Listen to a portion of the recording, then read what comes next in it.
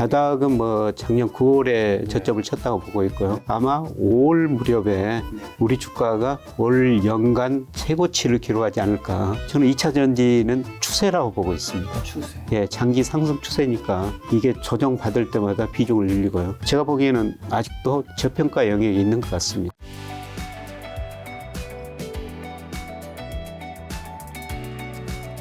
제가 최근에 예. 2022년도 이제 김작가 TV에 올라간 모든 영상을 이제 분석했었는데 예. 최근에 이제 분석한 자료에 따르면 김작가 TV에서 가장 조회수와 시청자의 반응이 좋았던 이제 게스트 분 한 분이 교수님이시더라고요. 아, 그렇습니까? 전혀 의외인데요.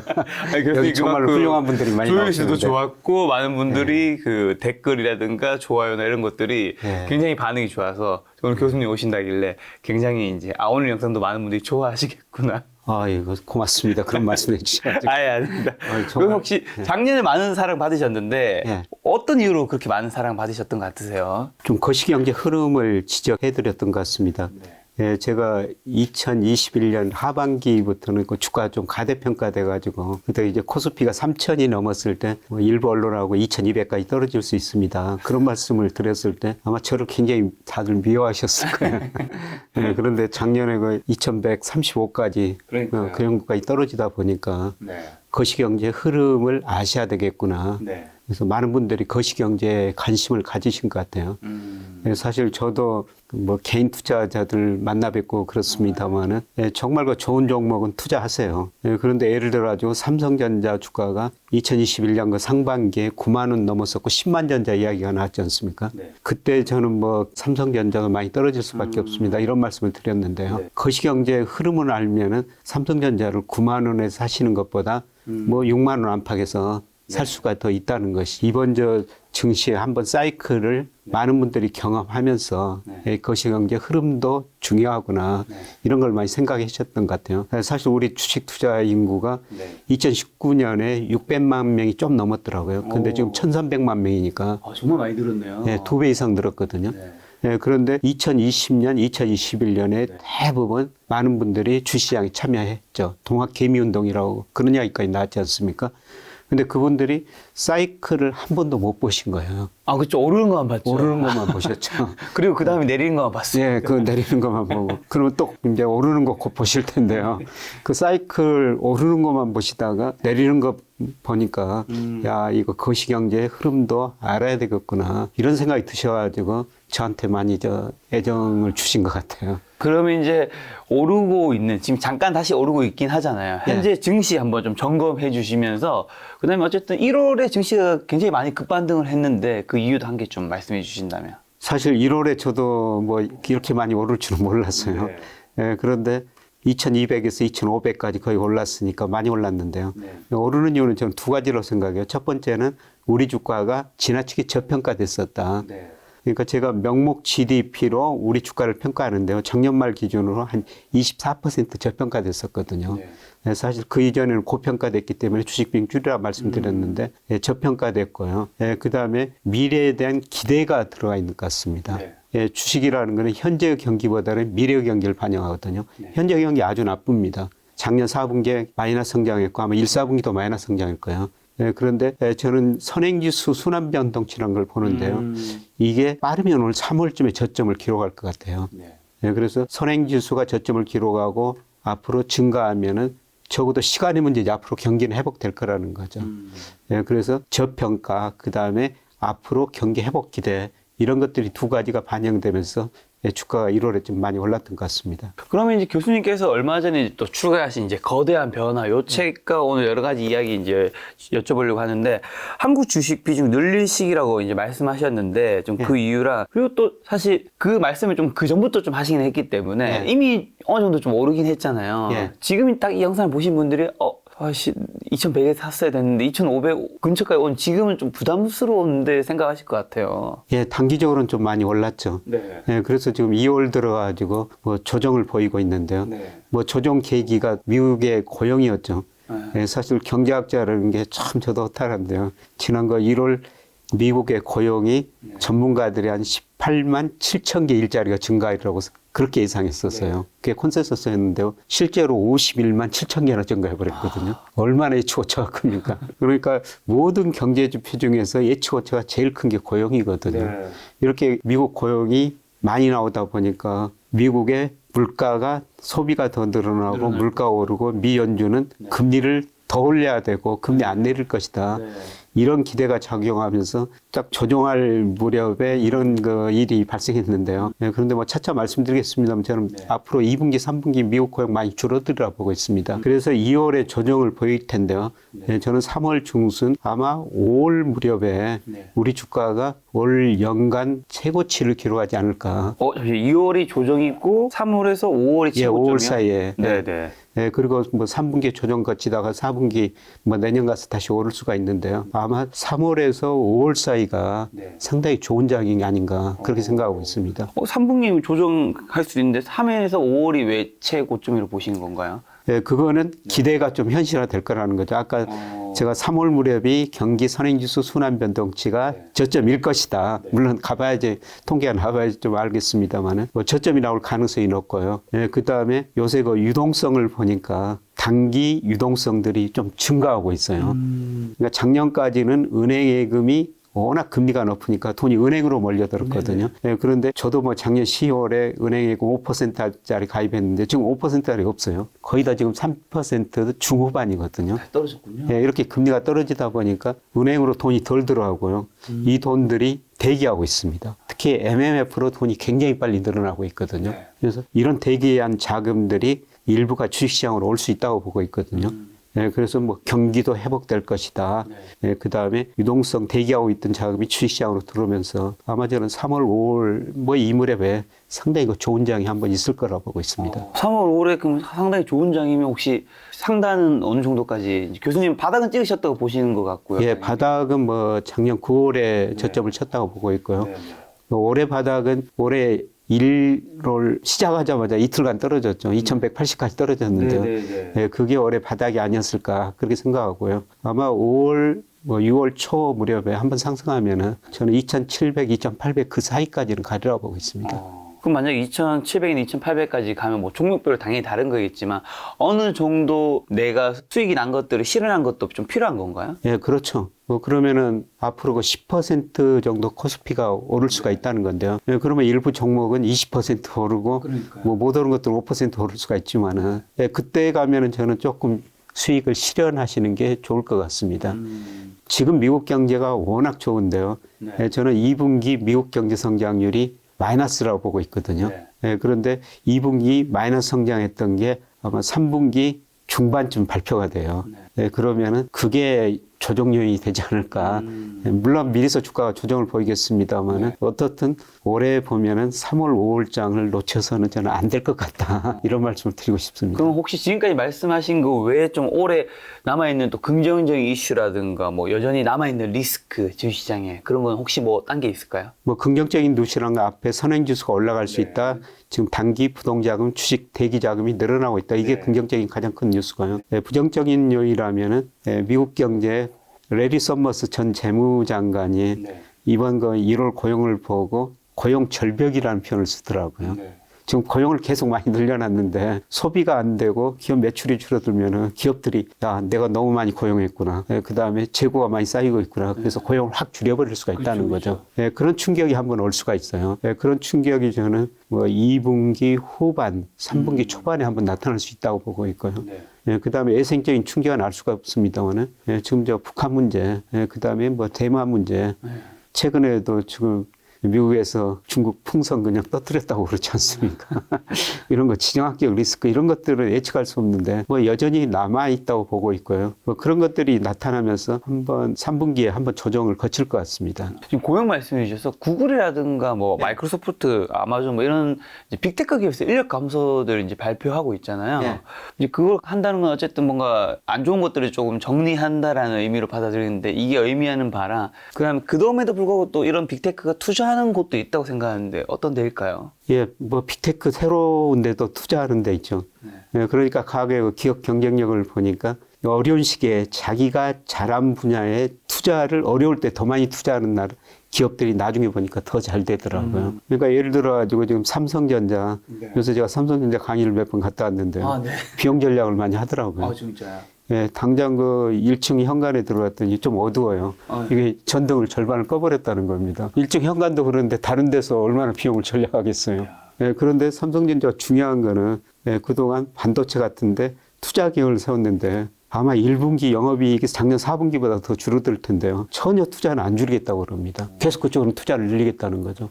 이런 기업들이 나중에 경기가 분명히 또 사이클에서 회복될 텐데요. 그럴 때는 더 잘 돼버리는 거죠.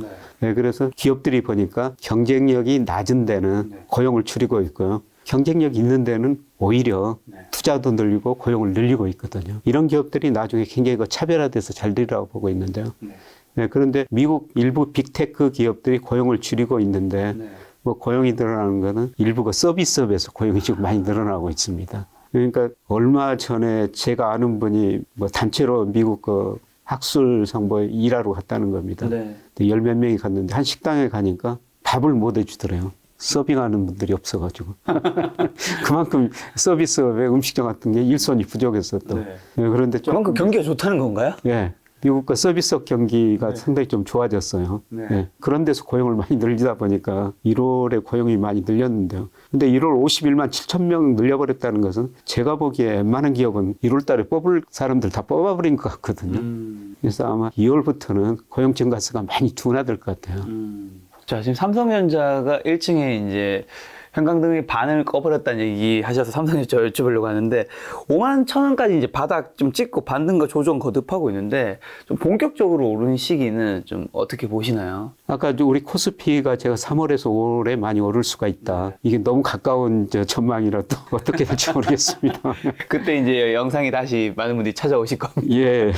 근데 코스피가 오르면 대표적으로 삼성전자거든요. 그렇죠. 예, 삼성전자 주가도 제가 그 선행지수 순환변동치라는 걸 비교해 보니까요. 뭐 삼성전자 주가가 좀 선행하기는 합니다. 그래서 삼성전자 주가가 지금 오르고 있거든요. 근데 선행지수 순환변동치 오르면은 앞으로 경기가 좋아진다, 반도체 가격이 올라간다. 이런 기대를 갖고 삼성전자도 저는 많이 올랐죠. 조정 보이고 있습니다만 한 번 더 많이 오르라고 보고 있습니다. 그럼 책에서 나온 삼성전자 주가 흐름 예측하는 데 있어서 꼭 알아야 되는 지표가 선행지수 순환변동치 이거 하나인가요? 다른 것도 있을까요? 가장 중요한 게 선행지수 순환변동치고요. 그 다음에 단기적으로는 뭐 반도체 가격이죠. 그런데 제가 뭐 반도체 가격은 예상할 수 없고요.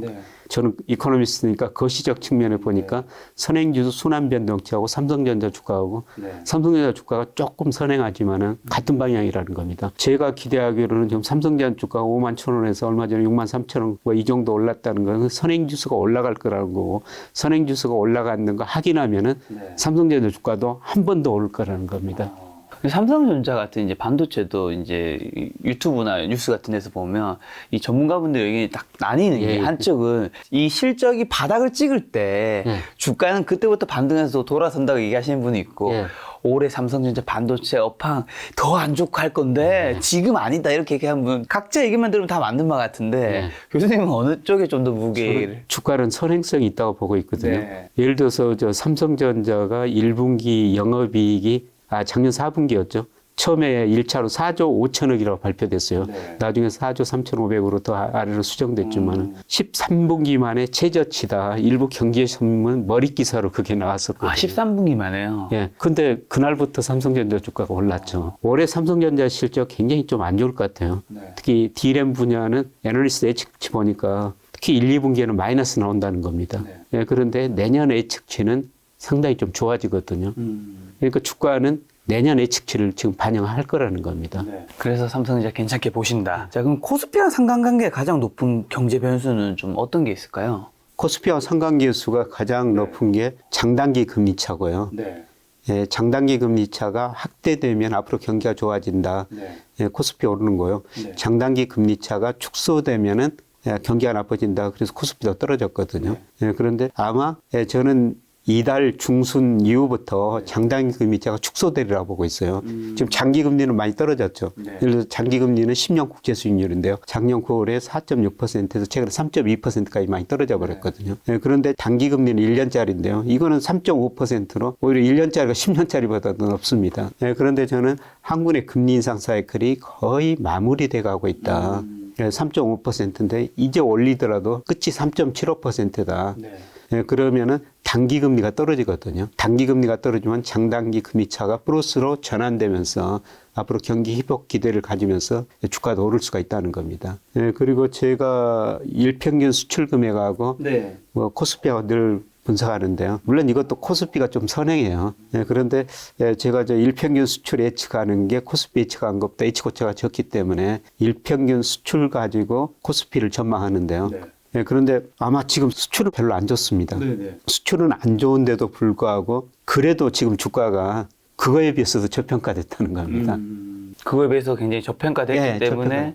그래서 저는 뭐 명목 GDP, 그 다음에 M2, 그 다음에 일평균 수출 이런 것 가지고 주가가 고평가됐는가 저평가됐는가 이런 걸 평가하는데요. 그런 모든 경제 변수에서 2021년 하반기, 2022년 상반기는 가대평가됐었어요. 그래서 주가가 제자리 돌아가려면 떨어져야 됩니다. 이런 말씀을 드렸는데 그 세 가지 변수에 대해서 저평가돼 버렸고요.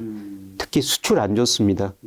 수출 지난 거 1월 수출이 또 전년 동기 대비 16.6%나 감소했지 않습니까? 굉장히 안 좋아요. 그럼에도 불구하고 우리 코스피가 거기에 비해서 저평가 영역이 있다는 겁니다. 말씀하신 선행지수 수단 변동치랑 장단기 금리 차이는 좀 둘은 어떤 관계일까요? 장단기 금리차가 좀 선행을 해요. 아, 이게 좀 더 선행을 하군요. 그래서 저는 뭐 장단기 금리차를 그려보면서 선행지수도 예측하고 주가 방향도 전망합니다. 그런데 장단기 금리차가 계속 축소되고 있었어요. 최근에 마이너스까지 들어섰죠. 아까 10년 국제수익이 3.2인데 1년짜리는 3.5%니까요. 역사상 처음으로 우리 마이너스 돌아섰거든요. 그만큼 이제 경기는 안 좋다고 그러는데 제가 보기에는 2월, 3월 가면서 마이너스 폭이 축소되다가 아마 5월 이쯤 가면은 정상화될 거라는 거죠. 단기 금리가 떨어지면서요. 그럼 그리고 미국의 10년 만기 국고채 수익률이랑 또 명목 GDP 성장률은 좀 어떤 관계일까요? 장기적으로 보면은 10년 국채 수익률하고 명목 GDP 성장률하고 거의 비슷하거든요. 우리가 저 명목 GDP라는 것은 실질 GDP 플러스 물가 상승률인데요. 그러니까 장기적으로 우리가 시장에 관찰한 것은 명목금리라고 그러는데요. 거기에는 실질금리 플러스 물가 상승률인데 실질금리는 우리가 사전적으로 추정할 수 없으니까 실질 GDP 성장률 사용해요. 그래서 장기적 10년 국채 수익률은 명목 GDP 성장률하고 거의 같습니다. 그런데 미국 명목 잠재 성장률이 뭐 제가 추정할 수는 없고요. 미 의회에서 추정해 놓은 게 있거든요. 그거 추정해 보니까 4% 정도 돼요. 그러니까 미 10년 국채 수익률 적정 수준은 4%라는 겁니다. 그런데 상황에 따라 2일 수도 있고 밑일 수도 있는데요. 최근에 그 3.5%까지 떨어졌어요. 미국 국채 수익률은 지금 적정 수준보다 좀 아래에 있다고 볼 수가 있겠습니다. 올해는 은행 예금이랑 채권 비중, 뭐 주식 비중도 여러 자산이 있을 텐데 교수님 말씀대로 그럼 주식 비중만 늘리면 될까요? 아니면 포트폴리오를 좀 어떤 관점에서 좀 비중을 좀 다양하게 분산을 해야 될까요? 포트폴리오를 구성해야 되는데요. 우선 우리 가계 전체 금융자산 중에서 46%가 은행 예금이고요. 그 다음에 2.1%가 채권이고 20%가 주식이거든요. 이거는 작년 3분기 기준입니다. 4분기 데이터는 아직 안 나와가지고요. 근데 저는 은행 예금 46%는 너무 높다. 물론 작년에도 저는 은행 예금 금리가 5%이기 때문에 저도 은행 예금 가입했어요. 그런데 저는 지금은 전혀 가입할 생각이 없습니다. 그래서 그때 그 자산 배분을 다 해놓고 이제 새로 돈이 유입된다면은 저는 채권은 조금 늘리고요. 거의 대부분을 주식에 투자하고 있습니다. 채권은 그럼 어떻게 해요? 채권은 장기채를 제가 작년 9월부터 사라고 계속 말씀드렸는데요. 장기채 가격이 너무 많이 올라 버렸어요. 4.6에서 10년짜리가 뭐 3.2%까지 떨어지다 보니까 장기채 가격은 10% 이상 올라 버렸거든요.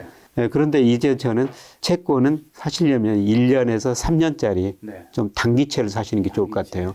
왜냐하면은 한국의 금리 인상 사이클이 거의 마무리됐다. 그리고 작년 4분기에서 1분기도 마이너스 성장 나오면은 아마 단기채가 많이 떨어질 겁니다. 그리고 조금 더 리스크를 선호하신다면은 저는 회사채 좀 등급이 좋은 것들, AA 마이너스. 국채보다 회사채가 좀 더. 지금 조금, 근데 회사채는 조금 리스크를 감당하셔야 되는데요. 올해 뭐 경제 성장률 나쁘니까 이 신용평가 회사들, 회사채 발행하는 회사채 가지고 있는 회사들한테 신용 등급을 주지 않습니까? 신용 등급을 낮출 거예요. 뭐 긍정적 뭐해서 뭐 안정적에서 뭐 부정적 예, 그리고 심지어는 AA-에서 뭐 A로 뭐 BBB 플러스 이런 식으로 낮출 수가 있거든요. 그럼 낮추면은 일시적으로 그 회사채 수익률이 올라버려. 채권 가격이 떨어져 버린 거죠.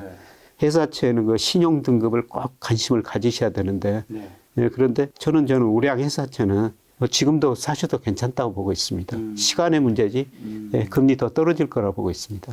그럼 채권의 기대 수익률 같은 건 좀 어떻게 알 수 있을까요, 우리가? 채권의 기대 수익률, 우리 10년 국채 수익률도 명목 잠재 성장률하고 비슷해요. 그러니까 아까 미국 명목 잠재 성장 4%, 10년 국채 수익률이 적정 수준 4%다. 우리나라 명목 잠재 성장을 추정해 보니까 한 3% 나와요. 네, 그러니까 우리나라 10년 국채 수익률은 3% 정도가 적정 수준이라는 거죠. 네, 물론 그 밑으로도 유동성이 풍부할 때는 그 떨어지는데요. 예, 그런데 제가 이제 장기채보다는 단기채를 사십시다 말씀드리는 것은 10년 국채 수익률이 최근에 3.2%까지 떨어져 버렸거든요. 이제 3%가 적정 수준인데 얼마 안 남았죠. 물론 그 밑으로 떨어질 수가 있는데 장기채는 저는 떨어질 만큼 떨어져 버렸다. 예, 그런데 뭐 3년, 1년짜리는 적정 수준이 2%대도 될 수가 있거든요. 그러니까 3년, 1년짜리는 앞으로 더 수익률이 더 많이 떨어질 거라는 거죠. 그래서 이러한 의미에서 지금은 장기채보다는 단기채를 사시는 게 좋을 것 같다. 이런 말씀 드립니다. 자, 아까 전에 그 가계에서 은행의 비중이 몇 % 정도로 하셔졌죠? 예금이? 46%입니다. 46% 채권이 2.1%고요. 2.1% 주식이 20%예요. 그게 작년 3분기 그럼 기준입니다. 나머지는 어디에 있는 건가요? 보험이요. 아, 보험에 31%가 있습니다. 보험 비중이 상대적으로 높죠. 보험뿐만 아니라 연금, 우리가 저 국민연금 들고 교사분들은 사학연금 가입하고 그러지 않습니까? 네, 보험 및 연금이 31%예요. 네, 그런데 보험은 미국이나 일본이나 거의 30% 안팎입니다. 근데 가장 큰 차이는 일본은 금리가 그렇게 낮았는데도 은행에다가 14% 맡기고 있습니다. 은행에다 54%. 54%요. 주식에다 14%. 그만큼 주식시장이 안 좋았나요? 주식시장이 안 좋았죠. 90년 장기적으로 거품이 붕괴되면서 오랫동안 제자리 걸음하다 보니까요. 네. 그래서 일본 사람들은 뭐 은행에다 돈 맡기고요. 근데 미국은 정반대죠. 작년 3분기 기준으로 보니까 미국은 일본하고 정반대요. 주식에다 50%, 은행에다 14%. 우리도 어쨌든 지금 20% 정도 비중인데 주식 비중을 어쨌든 지금 올해는 지금은 늘려야 되는 예, 상황이다. 저는 뭐 늘려야 되는 상황이라고 자, 보습니다. 그럼 늘려야 된다면 이제 어느 섹터에 좀 어떤 것들을 조금 담아야 될까요? 그 뭐 특징이라도 좀 알려주신다면. 예, 저는 뭐 2차 전지 지금 많이 올랐거든요. 그러니까요. 오늘 또 뭐 주가 지수 떨어지는데 일부 2차 전지는 많이 오르더라고요. 네네. 저는 2차 전지는 추세라고 보고 있습니다. 추세. 예, 장기 상승 추세니까 이게 조정받을 때마다 비중을 늘리고요. 예, 저는 올해 들어와서 2차 전지 비중을 많이 늘려놓고 그냥 사실 오래 기다릴 거다 그렇게 그냥 사놓고 기다리고 있습니다. 예, 그리고 아까 저 삼성전자 뭐 반도체 이야기했습니다만은 뭐 반도체, 예, 그 다음에 저는 뭐 네이버 카카오 같은 이슈 주식들도 예, 저평가 영역에 있다고 예, 제가 그 작년 10월부터 뭐 이런 주식도 한번 관심 가져보십시오 이런 말씀을 드렸는데 충분히 이제 지금은 좀 많이 떨어진 상태니까 오르긴 했지만 지금. 예. 지금 오르긴 했지만은 제가 보기에는 아직도 저평가 영역에 있는 것 같습니다. 그래도 고점 대비 반토막 이상 현재인 상태이긴 하니까요. 그렇죠. 뭐 네이버 같은 것이 47만 원까지 갔다가 지금 올라봤자 20만 원 조금 넘었으니까. 네. 예. 그럼 네이버나 카카오 같은 그런 종목은 언젠가는 그 고점을 회복을 할 수는 있을까요? 많은 분들이 좀 궁금해하실 것 같아요. 시간은 좀 많이 걸릴 것 같은데요. 네, 언젠가는 할 거라고. 예, 언젠가는 하는데 2년 이내는 코로나 같은 그런 또 예생적인 충격이 오면요. 네. 예, 사실 그런 주식들이 그렇게 많이 오르는 거는 코로나 영향이 많이 컸죠. 그렇죠. 그래서 코로나 때문에 여기가 파이낸셜 타임즈 같은 데 보면은 트랜스포트사에서 텔리포트사회로 변하고 있다. 이 표현이 뭐냐면 트랜스포트사회라는 것은 과거에는 우리가 무슨 일을 하기 위해서는 각종 교통수단을 이용해가지고 몸으로 가가지고 얼굴을 맞대면서 일을 했거든요. 네. 그런데 그 코로나 때문에 많은 일이 사이버상에서 이루어지지 않습니까? 네. 이걸 텔리포트 사회라고 그렇게 표현해 놨던데요. 뭐 그런 기대를 가지고 네이버나 카카오에 엄청난 사실 좀 거품이 발생한 거죠. 그런데 중요한 거는 그게 큰 추세라는 겁니다. 근데 엄청난 거품이 발생했다가 붕괴됐다가 이제 장기 추세에서 크게 위로 갔다가 지금 밑으로 갔다가 이 추세로 따라가는 과정이라는 겁니다. 네. 예. 자, 교수님 좋게 보신 건 2차 전지랑 이제 반도체랑 인터넷 섹터 쪽이었으면 2차 전지는 그러면 이제 사실 대형주 쪽에도 있을 거고 중소형주도 있고 뭐 아니면 양극재도 있고 뭐 어떤 쪽에 좀 더 관심을 가져야 될까요?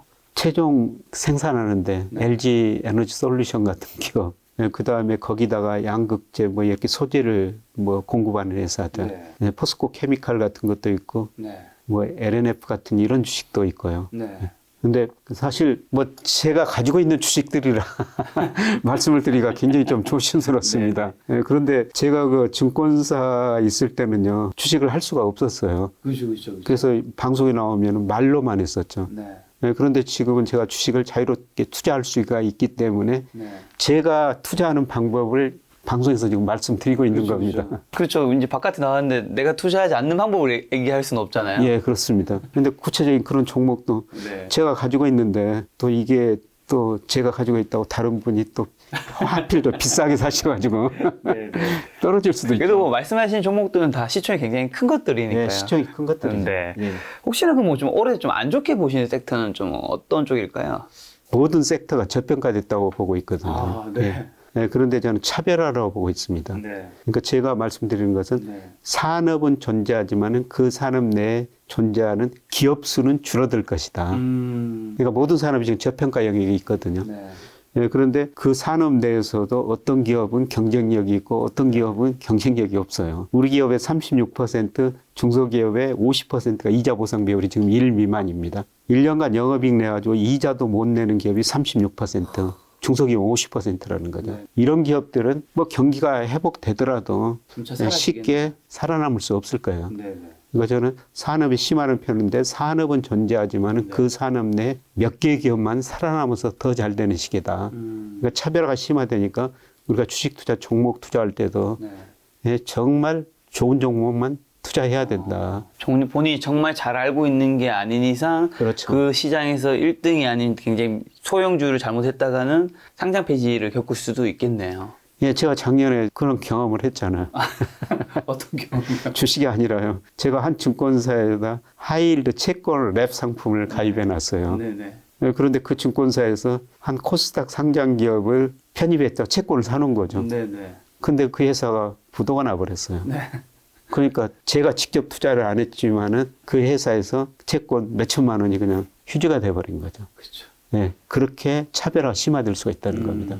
그래서 이런 시기에는 절대 좋은 종목만 투자해야 된다는 겁니다. 그럼 혹시나 지금 굉장히 좀 싸 보여서 여기는 이제 주가가 엄청 오르는 것까지는 몰라도 바닥은 확실하게 찍어서 정말 저평가되어 있다. 이런 데는 좀 모아가 된다. 쪽은 혹시 어느 쪽에 가까울까요? 근데 요새 제일 제가 그 체감하는 거하고 주가가 제대로 안 움직인 게 조선업종 주가인 것 같아요.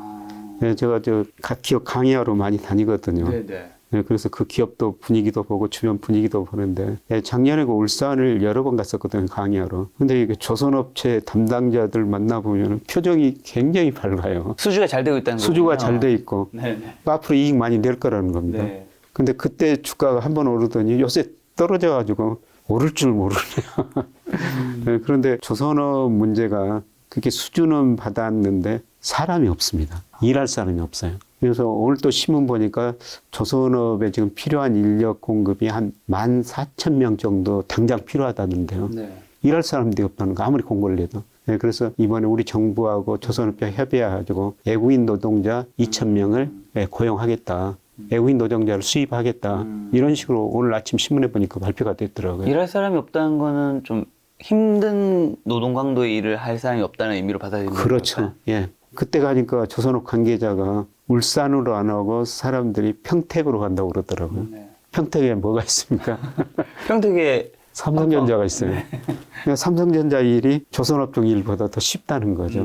월급도 더 많이 준다는 거죠. 그리고 또 어떻게 보면 서울과 더 가깝고 서울과 가깝기도 조선업은 다 거제도, 예, 예. 부산, 뭐 그래서 일할 사람이 없다고 그러고요. 예, 그 다음에 제가 그런 거 보고 일부가 자산업 투자 자문 회사들 대표들한테 반도체 뭐 괜찮지만 조선업은 어떻게 생각하느냐. 울산 가니까 이렇게 분위기가 좋더라. 이런 이야기를 했더니 이분이 이거 대부분의 그 자산운용사 대표들이 관심이 없네요. 왜요? 자산운용사 대표분들은 아무래도 한국에서는 특히 가치 투자하시는 분도 많으니까 예, 제가 싼 몇 분- 종목들 모아놓은 예, 거 다른 분들이 좀 생각이 다를 텐데 제가 만난 분들은 수주 산업이 자기들은 별로 안 좋아한다는 겁니다. 그러니까 예를 들어서 지금 조선업종이 2027년까지 수주를 다 받아놨는데요. 그 사이에 원자재 가격이 올라버리면은 생산 비용이 올라버리니까 계약은 이미 해놓은 예, 계약은 해놨는데 이익이 언제든 축소될 수가 있다는 거죠. 예, 그래서 수주 산업들은 자기들은 안 좋아한다. 이런 이야기를 몇몇 자산운용사 대표들이 하는데요. 하여튼 제가 그 기업체 다니면서 체감적으로는 좋다고 그러는데 실제적으로 이익이 날 겁니다. 예, 그런데 제일 지금 반응을 안 한 주가가 조선업종이라서요. 뭐 저도 공부하는 의미에서 조금 사놓고 공부는 하고 있는데 제저 사놓은 주식 중 수익률이 제일 안 좋습니다. 네, 나중에 2분기, 3분기 때 한번 보도록 하겠습니다.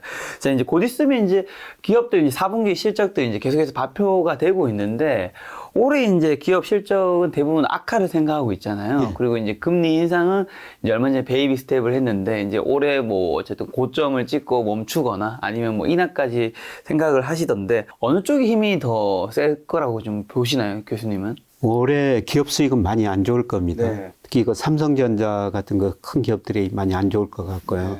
예, 그런데 이제 주가를 결정하는 게 결국 금리하고 기업 수익이지 않습니까?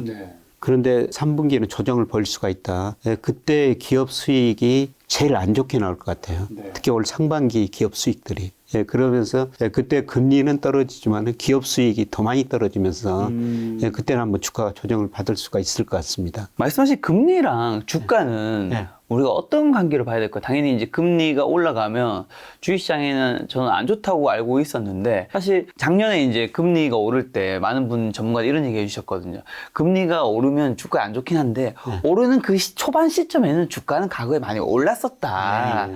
그 얘기가 많았었잖아요. 네. 어떤 관계로 봐야 되나요? 금리와 주가. 주가를 결정하는 게 기본식으로 뭐 주가의 가장 기본 결정식이 위에 분자의 배당금이 있어요. 그다음에 분모의 1 플러스 금리 마이너스 기업이익 증가율이거든요. 그래서 금리가 떨어지면 이론적으로 주가는 올라야 돼요. 근데 금리가 떨어진 것보다도 기업이익 증가율이 더 떨어지면은 금리가 떨어져도 주가는 못 오르죠. 두 개 같이 봐야 된다는 네. 거군요. 예, 그런데 금리가 오르더라도 기업이익 증가율이 더 올라버리면은 중시는 오를 수가 있는 거죠. 그래서 주가하고 금리하고 상관계수를 보면요. 어떤 때는 플러스였다가 어떤 때는 마이너스고 이거는 이제 경기 국면에 따라 달라요. 예, 그런데 경기 회복 초기에는요. 이럴 때는 금리도 오르지만은 기업이익 증가율도 늘어나죠. 예, 그러니까 이때는 금리도 오르고 경기도 오르죠. 예, 그런데 경기 수축 국면 후반에 가면은 금리도 떨어지면 기업이익 증가율도 떨어지면서 주가도 같이 떨어지거든요. 그러니까 금리하고 주가 관계는 기간에 따라 다르지 일률적으로 설명할 수는 없는 것 같아요. 네, 그런데 우리나라 코스피하고 대표적인 시장 수익률, 국고채 3년 수익률 이게 상관계수를 보면 장기적으로 마이너스가 나옵니다. 네, 그런데 일본 같은 경우에는 90년에 일본 자산가의 거품이 붕괴되지 않습니까? 90년대 10년 동안요, 주가도 떨어지고 금리도 떨어졌어요. 금리가 떨어지면 주가가 올라야 되는데, 상관계수가 보니까 0.89 정도 나와버렸더라고요. 0.9에 거의 가까워 버려요. 그러니까 주가하고 금리가 같은 방향으로 움직여버렸다는 겁니다. 그거는 무슨 의미냐면은 금리가 떨어져도 경제 성장이 더 떨어지면은 금리가 떨어져도 주가도 같이 떨어질 수가 있다는 겁니다. 그래서 금리하고 주가의 관계는 그 당시 그 경기 국면에 따라 가지고 달라지는 거지. 뭐 일률적으로 뭐 금리가 내리니까 주가가 올랐다, 금리가 내리니까 주가가 떨어졌다. 경기 국면에 따라 다른 것 그걸 같습니다. 같이 봐야 된다 말씀해 예, 주시는데 그러면 이제 지금 일본의 그 성장률 말씀해 주셔서 한국 경제의 성장률도 지금 제가 알기로 굉장히 좀 떨어진 걸로 아는데 어느 정도 수준인 걸로 봐야 될까요? 우리 잠재 성장률이 지금 2% 초반에서 제가 추정해 보니까요. 1% 후반까지 떨어지는 과정이에요. 그래서 올해가 IMF 경제 전망 보면은요. 뭐 재밌는 수치가 하나 있거든요. 올해 IMF가 일본 경제가 1.8% 성장한다고 그럽니다. 근데 우리나라 1.7% 성장한다고. 더 낮네요? 예, 우리가 일본보다 더 낮게 성장한다고 IMF가 그렇게 전망해 놨어요. 그래서 한 공영방송에서 그 이야기를 했더니 그거를 썬네일이라고 예, 그걸 제목으로 내놨더라고요. 근데 한국 경제 성장 일본보다 더 예, 추락. 올해는 아마 그렇게 될 수가 있어요. 네. 그럼 많은 분들 걱정하실 것 같은데. 예. 예, 그런데 그거는 일시적인 현상이고요. 일본의 잠재 성장률은 제가 추정해 보니까 1% 안팎이에요. 그런데 우리는 2%, 1% 후반으로 진입하면 2% 정도 되거든요. 그래서 일본보다는 우리가 잠재 성장이 높습니다. 근데 우리 경제가 사실 1980년에서 2009년까지는 연평균 7% 이상 성장하면서 세계 평균 성장률 3.3이었거든요. 세계 평균보다 거의 2배 정도 성장했어요. 그런데 2010년에서 2022년까지는 세계 평균이 3.3인데 우리 3.0이에요. 우리가 세계 평균보다 낮은 성장을 하고 있죠. 그리고 앞으로 10년은 세계뿐만 아니라 우리 잠재 성장률이 미국보다 더 낮아질 수가 있다는 겁니다. 이 잠재 성장의 하락이 큰 문제인데요. 이 잠재 성장이 하락한 거는 주로 노동이 감소하고 있기 때문이죠. 인구 감소 지금 심각한 문제입니다. 우리 기업들이 자본 스탁 많이 축적해 놨으니까 투자 별로 안 한다는 거고요. 그리고 생산성이라는 게 하루아침에 안 늘어나거든요. 그래서 우리 잠재 성장률이 앞으로 2030년 정도 가면은 지금 일본식 1%로 떨어질 것 같습니다. 괜찮을까요, 한국은? 마이너스 성장까지 안 가면 되는데요. 일본 명목 GDP가요. 95년 이후로 거의 정체 상태입니다. 명목 GDP가. 그러니까 주로 물가가 떨어졌다는 건데요. 그러니까 무슨 의미냐면은 일본 사람들이 95년에 썼던 거하고 지금 쓰는 게 똑같다는 겁니다. 그러니까 매년 쓰는 게 늘어나지 않고 작년에 쓴 만큼 올해도 쓴다는 그런 의미입니다. 우리가 일본식으로 1인당 국민소득이 뭐 지금 우리가 PPP 구매력 기준은 일본보다 높아졌습니다만은 여기서 뭐 실질 기준으로도 한 4만 달러 넘어서고 그냥 정체되면은 계속 그 높은 소득 수준에서 계속 유지하니까 괜찮을 것 같은데요. 그런데 이 문제는 뭐냐면은 경제 성장률이 그렇게 떨어지면 차별화가 너무 심하대요. 그래서 우리 경제가 예를 들어 7%, 9% 성장할 때는 경제 규모가 빨리 커지니까 기업들이 같이 성장할 수가 있었습니다. 근데 2%, 1%로 떨어지면은 이 경제 규모 커지는 규모가 계속 축소되거든요. 그걸 나눠 가져야 돼요. 그래서 경쟁력 있는 거면 더 많이 가져고 경쟁력 없는 시장에 퇴출되고 우리 가게 근로자들도 경쟁이 있는 회사에 다니느냐 경쟁력 없는 회사에 다니느냐 월급 차이도 엄청날 거라는 겁니다. 차별화가 심화될 거라는 겁니다. 그래서 우리 경제가 구조적으로 저성장으로 가고 갈수록 차별화가 심화될 것이다. 뭐 주식시장도 앞으로 또 차별화가 굉장히 심화될 겁니다. 아까 제가 정말 그 좋은 종목 산업은 존재하지만 그 산업 내에 존재하는 기업체 수는 갈수록 줄어들 수밖에 없을 것이다. 이런 말씀을 드렸는데요. 뭐 투자도 정말 그 좋은 종목은 하셔야 될 것 같습니다. 얼마 전에 발표된 미국 연준의 2월 금리 베이비 스텝은 좀 어떻게 보시고 올해 금리 어떻게 보세요? 뭐 어쩔 수 없이 물가가 높으니까 4.75%까지 올렸고요. 3월에도 한 번 더 올릴 것 같습니다. 그럼 5가 되겠죠? 5가 되는데 베이비를 생각하시는 거죠? 예, 베이비로 생각하는데요. 저는 그게 끝이 아닌가. 이렇게 보는 거는 사실 지금 고용도 아까 말씀드렸습니다만은 1월에 51만 7천 명이나 증가했다고 말씀드렸는데요. 그런데 지금 미국 경제에서 소비가 71%를 차지하거든요. 소비가 많이 증가하다 보니까 기업 매출 늘어나고 고용도 증가한 거예요. 그런데 소비가 감소할 가능성이 높습니다. 미국의 실질 소득이 오히려 줄어들고 있어요. 물가가 오랐는데 임금은 그만큼 안 오르니까요. 그 다음에 미국의 가계저축률이 작년 연평균이 3.3%입니다. 이 3.3% 의미가 뭐냐면 2000년 이후 장기 평균 6.7%예요. 그리고 2005년에 2.9%였습니다. 2005년 이후 가장 낮은 수준이거든요. 저축률이 이렇게 낮다는 건 미국 사람들이 그동안 벌어놓은 돈 막 써버렸다는 것이죠. 쓸 돈이 없다는 겁니다. 그리고 주가 떨어졌죠. 집값 떨어졌죠. 그 다음에 금리를 인상하면 시차적으로 소비가 감소하는데요. 시차 효과가 1년 정도 가장 크게 나타납니다. 아마 2분기부터는 소비가 줄어들면서 고용이 크게 감소할 것 같습니다. 그래서 아까 그 레리 서머스 전 재무장관이 1월 고용은 정말 충격이었는데 앞으로 고용 충격이 고용 절벽이 올 수도 있다. 이런 이야기를 뭐 했는데요. 저는 그 이야기가 맞을 거라고 생각했습니다. 소비가 줄어들고 기업 매출이 감소하면 기업들이 아, 내가 너무 고용을 많이 했네. 지금 재고가 많이 쌓이고 있는데 갑자기 줄여버릴 수 있다는 겁니다. 그 미국 기업들은 제가 보니까 미국의 모든 경제 지표는 너무너무 탄력적이에요. 특히 고용도 그렇죠. 2020년 3, 4월 달에요. 예, 미국 일자리가 2개월 사이에 약 2,200만 개 줄어들어갑니다. 2,200만 개요? 예. 그 이전 10년 동안 늘었던 일자리가 단 2달 사이에 없어져 버린 거예요. 2,200개도 아니고. 예, 2,200만 개. 네. 예, 그리고 이제 경기가 회복되니까 2020년 5월부터 올 1월까지 보니까 거의 2,600만 개 일자리가 늘었더라고요. 이게 미국이 고용이 우리나라보다 훨씬 더 이게 해고라든가 이런 게 조금 쉽다 보니까 그렇죠. 이게 숫자가 탄력적인 거겠죠? 예. 얼마 전에 일론 머스크가 트위터 인수하면서 매일로 절반을 해고해버렸다는 거 아닙니까? 우리나라에서는 상상할 수도 없는 일이죠. 그럼 회사가 끝날걸요? 예. 그만큼 미국 고용은 탄력적이라는 겁니다. 쉽게 말씀드려서 다음 날 아침 출근했는데 회사 그만둬. 그러면 짐 싸야 된다는 거죠. 2달에 2,200만 개 줄이는 나라가 세상에 어디가 있습니까? 근데 그것 때문에 일자리가 많이 부족하대요. 사람들이 요새 항만 같은데, 하역 같은데, 사람들이 일을 안 한대요. 일하러 안 간다는 그건 아까 울산 우리 조선업계 사람들이 힘들어서 안 간 것처럼 힘들고요. 앞으로 그런 일을 로봇이 해줄 거라는 겁니다. 그래서 내가 그 일자리 찾아서 일해봤자 좀 있으면 로봇 기가 해주니까 조만간 해고당할 것이다. 그래서 일자리 안 찾는다는 거죠. 최근에 AI 로봇주도 급등 심상치 않았잖아요. 예, 그렇죠. 보세요. 제가 울산 가서 그걸 보면서요. 그 사람들이 일하러 안 오면은 결국 그 일을 로봇이 해야 될 거 아니에요. 그렇죠. 네, 그래서 로봇 산업은 굉장히 성장 산업이다. 그래서 울산에 있는 공장, 포항에 있는 공장 몇 군데 방문해 보니까요. 사실 공장 한번 가보십시오. 사람 별로 없어요. 기계 로봇이 다 일합니다. 사람들이 어디가 있나 이렇게 찾아봤을 때 그 컴퓨터 통제하는데 연구 개발하는데 거기에 사람이 많이 있지. 실제 공장에는 기계 로봇이 다 해버려요. 그래서 빌 게이츠 같은 사람은 앞으로 로봇세를 도입해야 된다. 로봇이 일해가지고 세금을 내가지고 우리한테 월급도 주고 밥도 준다. 네, 그리고 얼마 전에 제가 어떤 경제학자 칼럼을 한번 읽어보니까요. 앞으로 제조업 공장에서는 사람 한 사람, 개 한 마리만 있으면 될 거라는 겁니다. 왜 사람이 필요하느냐? 개 밥 주기 위해서 필요하다는 겁니다. 개는 자기는 밥 주는 주인이 졸다가 기계에 다치지 않을까. 그래서 개가 필요하다는데 그런 일을, 모든 일을 로봇이 해야 한다는 겁니다.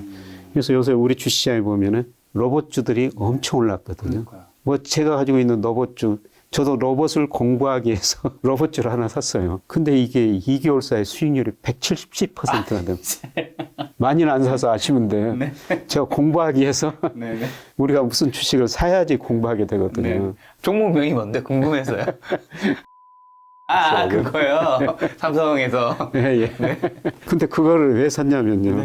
예, 저는 뭐 산업을 모르니까 뭐 연말 연초 되면은 증권회사에서 산업보고서, 업종보고서 이런 것들이 다 나오거든요. 예, 그런데 증권사 리서치 센터에서 로봇에 대해서 심층 분석을 해놨더라고요. 예, 그거를 쭉 읽어보면서 야, 이거 앞으로 성장 산업이다. 예, 그 중에서도 이제 몇 가지 종목을 이렇게 추천해놨더라고. 한 5가지 종목을. 예, 그런데 거기서 제가 일일이 그 기업에 대한 분석 내용을 한번 봤죠. 예, 그런데 제 눈에 보기 제일 좋아 보이더라고요. 예, 그래서 그걸 사놨더니 사실 공부하기 위해서 사놨는데 엄청 올라버리더라고요. 물론 그 삼성 관련 이야기가 있어서 그렇게 올랐겠지만 다른 것도 많이 올랐어요. 앞으로도 어쨌든 로봇의 시대는 계속 갈 수밖에 없는 거니까 우리가 어쨌든 관심은 가지고 봐야 되겠죠. 계속 관심 가지셔야 되죠. 예. 자, 얼마 전에 출간하신 거대한 변화책에서 올해 고물가랑 고환율, 고금리, 상고가 해소된다고 하셨는데 요거 좀 더 설명 한번 해주신다면 그러면. 예, 작년에 뭐 상고 이야기가 정말 많이 나왔죠. 상고라는 것은 고물가, 고금리, 고달러였거든요. 특히 미국 물가가 높으니까 미국 연준이 금리를 빨리 인상할 수밖에 없고 예, 미국이 빨리 금리 인상하니까 돈이라는 게 눈이 있어가지고 수익률 높은 데로 이동한다. 예, 그래서 고달러가 되고 우리 환율도 올라갔지 않습니까? 예, 그런데 요새 상고 이야기하는 데는 거의 없습니다. 예, 물가 상승 속도는 느리지만 많이 낮아지고 있고요. 예, 특히 시장 금리가 많이 떨어졌죠. 우리도 많이 떨어졌고, 예, 미국도 떨어져 있고요. 예, 그 다음에 외환 시장에서 달러 가치가 정말 많이 떨어져 버렸지 않습니까? 달러 지수가 작년 9월 무렵에 114까지 갔어요. 근데 최근에 102까지 떨어져 버렸거든요. 요즘 환율이 한 1250원, 뭐. 40원. 예, 1220원대까지 한때 떨어졌습니다. 1400원 넘었던 환율이에요. 그러니까 올해 뭐 상고 현상은 완전히 사라져 버린 거죠. 지금 모든 게 지나치게 많이 떨어져 가지고 환율도 좀 오르고 금리도 좀 오르고 이럴 수가 있는데요. 그러면은 상고의 가장 중요한 요인이 고물가였거든요. 네. 물가가 오르다 보니까 금리가 오를 수밖에 없고 금리가 오르다 보니까 달러 가치가 강세됐는데요. 네, 그런데 지금 물가 상승률이 떨어진다는 것은 소비가 위축된다는 겁니다. 그렇죠. 예, 저는 이 책에서 작년에는 상고가 우리 경제, 글로벌 경제 금융시대 하두였는데 올해는 경기 침체가 하두일 것이다. 이걸 이제 서문에 써는 거죠. 말씀하신 물가 상승 하락이 이제 수요 위축에 따른 경기 침체 동반할 텐데 어쨌든 경기 침체 온데서 증시가 지금 더 떨어진다는 의미는 아니시잖아요. 네. 좀 그래도 어떤 충격이 예상되세요? 물가 상승률이 떨어진다는 건 그만큼 소비가 위축되니까요. 네. 예, 경기 침체라는 것이죠. 네. 예, 그래서 우리 경제는 이미 작년 4분기부터 마이너스 성장했으면 미국 경제가 아까 말씀드린 네 가지 이유로 소비가 감소하면서 아마 2분기, 3분기 마이너스 성장할 겁니다.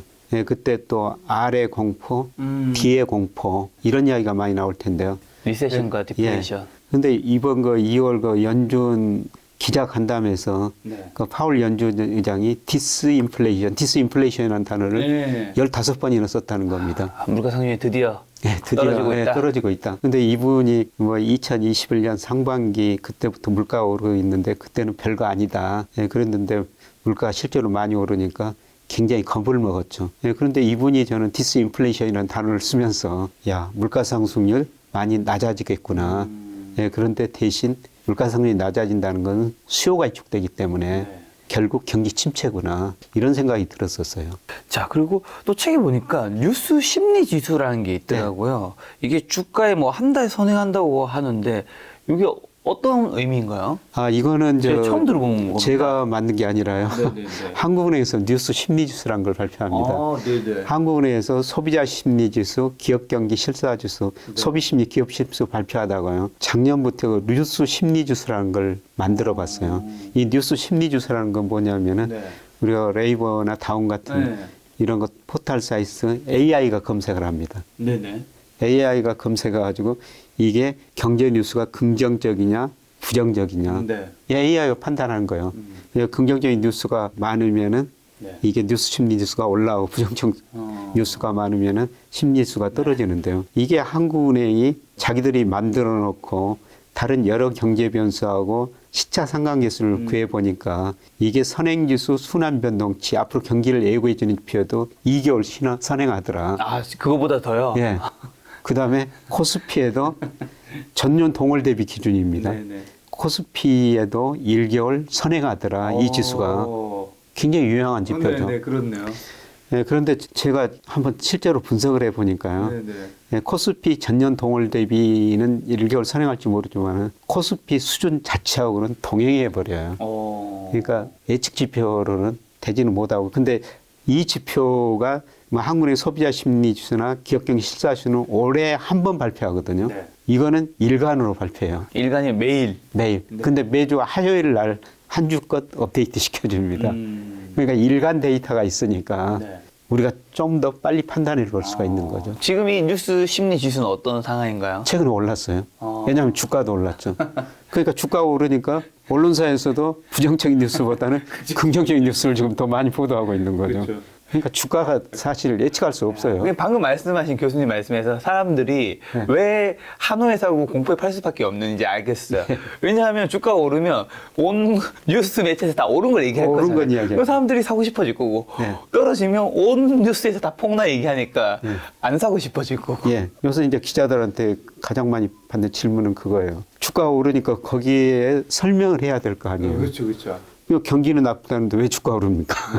그러면서 이제 주가가 오르니까 나쁜 뉴스보다는 좋은 뉴스를 더 쓰게 되는 것이죠. 예. 자, 근데 미국 주식 시장은 또 한국과는 다르게 여전히 고평가 영역이라고요. 그러면서 올해는 지난번부터 미국 주식보다는 한국 주식을 더 낫다고 말씀하신 것 같은데 그 의견은 그대로이신지랑 그 이유가? 근데 올해 보니까요. 세계에서 가장 많이 오른 지수 중에 하나가 나스닥, 우리 코스피, 그 다음에 코스닥 같은 것들이에요. 근데 이게 공통적인 특징은 작년에 제일 많이 떨어졌다는 겁니다. 작년에 세계에서 제일 많이 떨어진 지수가 러시아 주가였고요. 그렇죠. 그 다음에 많이 떨어진 지수가 우리 코스닥이었거든요. 그 다음에 조금 뒤로 있지만은 우리 코스피도 세계 평균보다 훨씬 더 많이 떨어졌어요. 네. 나스닥도 굉장히 많이 떨어졌고요. 네. 근데 올 연초에 나스닥 지수는 많이 올랐거든요. 네. 그래서 올해 많이 오른 건 작년에 많이 떨어져서 많이 오른 것이다 이렇게 볼 수가 있고요. 네, 그런데 제가 그 명목 GDP로 우리 코스피하고 S&P 500하고 평가해 보면요. 네. 코스피는 작년 말 기준으로 24% 저평가됐어요. 명목 GDP에 비해서. 네. 네, 그런데 S&P 500은 13% 정도 가대평가됐습니다. 그러니까 S&P 500이 지금 4,000이 좀 넘었는데요. 적정 수준은 3,600 정도 된다는 겁니다. 네. 그래서 저는 미국 주가는 아직도 가대평가 영역이다. 근데 나스닥은 하도 변동성이 심하니까요. 네. 평가할 수는 없습니다. 근데 S&P 500 기준으로 한 13% 정도 가대평가됐다. 그 미국의 대표 지수는 S&P 500이고요. 우리나라 대표 지수는 코스피거든요. 그래서 대표적인 지수 기준으로 하면은 우리 주가는 저평가, 미국 주가는 아직도 가대평가 영역에 있다는 겁니다. 자, 미국 얘기 오늘 좀 많이 들었으니까 중국 얘기 안 여쭤볼 수 없는데 중국 리오프닝에 많은 분들이 이제 기대를 하고 있던데 제가 알기로는 뭐 1,000조에서 2,000조의 돈이 뭐 풀릴 수 있다고 하던데 중국 경제가 가지고 있는 많은 문제에도 불구하고 뭐 투자할 만한 가치가 있는지랑 그 다음에 또 중국 소비가 풀리면 당연히 이제 수혜를 우리나라가 이제 인접해 있다 보니까 볼 것 같은데 좀 어떤 섹터가 그 수혜를 좀 직접적으로 받을 것인지. 올해 이제 중국 경제가 5% 안팎 성장한다는 겁니다. 네. 이거는 대부분의 컨센서스거든요. 네. 작년에 중국 경제가 3% 성장했어요. 근데 작년보다 올해 경제 성장률이 올라간다고 전망하는 나라는 한 나라도 없습니다. 거의 다 떨어진다고 전망하는데요. 중국은 예, 중국만 3에서 5%입니다. 네. 예, 그거는 중국 소비가 증가할 거라는 거죠. 코로나 규제를 안 하면서. 네. 예, 중국 사람들 코로나 감염률이 85% 정도 됐다는 겁니다. 그러니까 걸릴 사람들은 거의 다 걸렸으니까 그냥 풀어줘도 그렇죠. 한국처럼 이제 곧 있으면 예, 된다는 거죠. 이제 한국 실내 마스크 이제 벗잖아요. 예. 너무 행복합니다. 예, 이런 것 보면은 중국이 올해 소비가 증가할 것이다. 예, 그러면은 우리 그 중국으로 수출하는 최종 소비재. 예, 그런데 사실 웬만한 것들은 자기들이 만들어가지고 이제 자기들이 써버리거든요. 네. 예, 그런데 소비재 중에서 좀 이름이 있는 고급 소비재 이런 것들은 아마 올해 중국으로 수출이 될 것 같습니다. 뭐 일부 화장품, 뭐 고급 브랜드 같은 것도 될 수가 있고요. 예전에 뭐 좀 저가 화장품이 됐다면 이제는 좀 네. 고급 브랜드. 완전 고급 브랜드. 그리고 우리가 올해 미국 주식을 해야 되냐, 중국 주식을 해야 되냐 이런 생각도 한번 해봤을 텐데 저는 그 미국 주식 비중 줄이고 중국 주식 비중 늘리는 게 좋을 것 같습니다. 아까 미국 주권은 가대평가됐다고 그러고요. 그 다음에 제가 작년 11월 이후로 매주 국제금융센터 같은 데 들어가면은 거기서 다른 데서 데이터를 받아가지고 집계해가지고 다시 요약해서 발표합니다만은 미국으로 들어간 돈은 그렇게 많지 않습니다. 그 돈들이 이머징 마켓, 특히 아시아 중에서도 중국, 우리나라, 대만 이 세 나라로 계속 돈이 들어오고 있거든요. 네. 돈이라는 게 저는 정말 눈이 있어가지고 수익률 높은 데로 이동한다 똑똑하다고 그러는데 이런 거 주식형 펀드 자금이 뭐 3개월 가지고 앞으로 판단할 수는 없지만은 3개월 자금 흐름 보니까 아시아 이머징 마켓으로 돈이 들어오더라는 겁니다. 그래서 이런 의미에서 미국보다는 이번에는 올해는 아시아 주식, 네. 우리나라, 대만, 중국 같은 이런 주식 비중을 더 늘리는 게 수익률 극대화에 좋은 방안일 것 같습니다. 부동산 얘기 좀 이제 여쭤보면 집값 지금은 이제 2023년 지금 벌써 이제 2월인데 고점 대비 어느 정도 떨어진 건지 한번 좀 점검 한번 해주신다면. 예, 집값이 이제 지수로 보면요, 뭐 지역에 따라 다르지만은 작년 그 6월이 정점이었었거든요. KB 국민은행도 발표하고 한국 부동산에서도 발표하는데 기준이 좀 다릅니다만은 뭐 지수는 한 7 내지 10% 떨어졌어요. 그런데 지역에 따라서는 지역 아파트 30% 떨어진 것도 있고 50% 네, 떨어진 것도 50% 있죠. 있다고 들었습니다. 근데 전반적으로 하락 추세에 접어들었다는 겁니다. 네. 그리고 지금 7개월째 떨어지고 있는데요. 과거 보면 이 부동산 사이클 보면 7개월 떨어지고 이 사이클, 하락 사이클이 끝난 적은 거의 없습니다. 네. 저는 그 집값은 지금 하락 국면, 초기 국면 정도에 있을 것이다. 평균적으로요. 지역에 따라서는 뭐 50% 떨어진 거는 사실 더 이상 떨어질 것도 없죠. 네. 그럼 지금 이게 초기 국면이라면 이제 많은 분들이 이제 걱정하시거나 아니면 또 뭐 무주택자분들 어떻게 기대하는 바일 수도 있을 텐데 이 집값은 과연 이번에는 어디까지 좀 떨어질 것인지 아니면 뭐 가격 측면이 아닌 시점도 괜찮고 연도로 친다면 뭐 어느 쪽이든 혹시 좀 힌트 주실 수 있는 게 있을까요? 우선 뭐 가격 측면에서 보면요. 아직도 상당히 고평가되어 있다는 겁니다. 네. 뭐 작년 말에 원희룡 국토장관이 네. 한 언론하고 인터뷰하면서 집값이 30-40% 떨어져야 된다. 장관이 이런 이야기를 신문에 언론하고 인터뷰했더라고요. 그런데 여러 가지 기준이 있는데 제일 중요한 게 소득에 비해서 집값이 얼마나 올랐는가. PIR이라고 그러죠. 네. 서울을 기준으로 보니까 서울 중간가구 소득 기준으로 보니까 2021년에 19배였었어요. 네. 그러니까 서울 중간가구 소득을 가진 사람이 중간에 있는 집을 사기 위해서는 19년 동안 저축을 해야 된다는 거죠. 이게 작년 말 데이터는 아직 발표가 안 됐습니다만 작년 9월 데이터 보니까 17.7배입니다. 네. 근데 이게 장기 평균이 12배예요. 저는 평균 수준에 접근해 가리라 보고 있습니다. 그러면 이게 떨어지려면 밑에 분모에 있는 가구 소득이 증가하든지 집값이 떨어져야 되죠. 소득이 증가하거나 집값이 떨어지면서 이게 12배에 접근해 가겠죠. 지금 당장 뭐 소득이 엄청 증가할 것 같지는 그렇죠. 소득이 증가할 않아 가능성은 보이네요. 낮고요. 예, 결국 집값이 많이 떨어지면서 네. 하락할 것이다. 이렇게 보고 있고요. 그다음에 기간은 사실 저도 뭐 잘 모르겠는데 네. 예, 저는 그 동행지수 순환변동치라는 게 있거든요. 현재 경기를 판단하는 대표적인 지표인데 뭐 단기적으로는 금리나 대출 금액이 집값에 영향을 미치는데 장기적으로 보면은 경기가 집값에 더 많은 영향을 미치거든요. 경기가 나빠지면 자기 소득이 없는데 집 살 수가 없죠. 그렇죠. 예, 그런데 이게 작년 10월을 정점으로 이제 떨어지기 시작했어요. 네. 물론 주택 가격이 그것보다 좀 더 선행하기는 합니다만은 이것이 한번 떨어지면 지난번 12번 좋아졌다 나쁘다 사이클이 반복됐는데 평균 19개월 떨어졌습니다. 네. 예, 그러면은 앞으로도 최소한 1년 6개월 이상은 집값이 하락할 가능성이 높다는 겁니다. 그래서 지금 하락폭이 굉장히 깊다가 최근에는 뭐 정부도 규제 안 하고 그러니까 지금 하락률은 떨어지고 있죠. 네. 네. 하락률이 떨어진다고 이게 상승 추세로 돌아서는 거 아닙니다.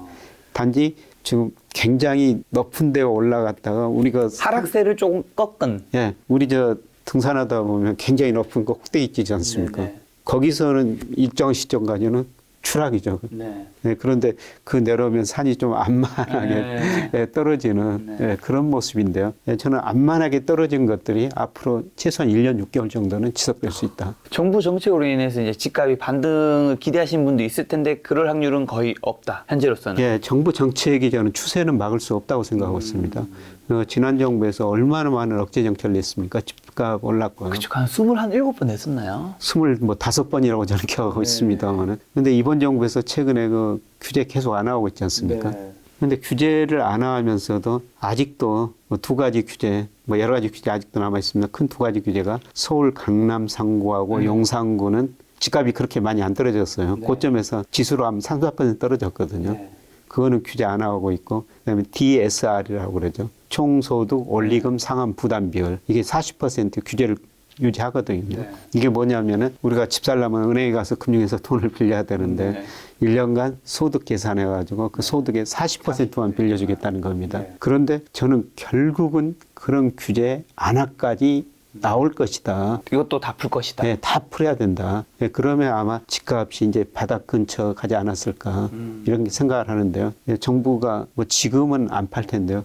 그런데 우리 저 미분양 가구가 지난 12월 보니까 6만 가구가 좀 넘었더라고요. 뭐 지역별로 다릅니다만은 네. 저는 대구 한 도시만 보더라도요. 네. 미분양 가구가 10,000가구가 넘어요. 대구가. 와, 대구는 이렇게 집을 많이 지었을까 이런 생각이 드는데요. 네. 예, 그게 6만 가구가 넘으면은 좀 심각한 상태라는 거거든요. 물론 그 2009년에 우리가 2008년 글로벌 금융위기 겪었죠. 네. 2009년에 이게 16만 6천 가구가 한 적이 있었어요. 네. 예, 그런데 이게 저는 조만간 10만 가구가 가지 않을까. 그러니까 내년에도 뭐 내후년에도 그동안 지어놓던 게 공급이 많이 되더라고요. 내후년까지는. 예, 이런 것들 보면은 우리 미분양 가구도 한 10만 가구 넘어설 것이다.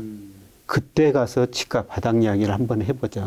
그러면 10만 가구 넘으면은 아마 규제 다 안 할 겁니다. 그렇죠.